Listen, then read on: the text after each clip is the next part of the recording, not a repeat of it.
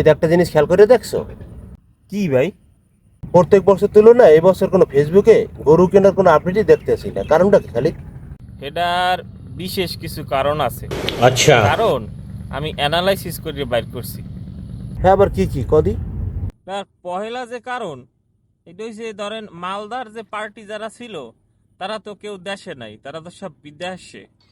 এবার 2 নাম্বার যে কারণ আমি অ্যানালাইসিস করে বাইর করছি, গত বছর মনে নাই ওই যে একটা ওই যে ছাগল কিনিয়া এই ছাগলটাই পুরো দেশটারে কাঁঠাল পাতার নাম চাবাই খাইয়ে ঠিক আছে। এবার আর গদি মদি লড়ি গেছে, সব ঢিলে হয়ে গেছে।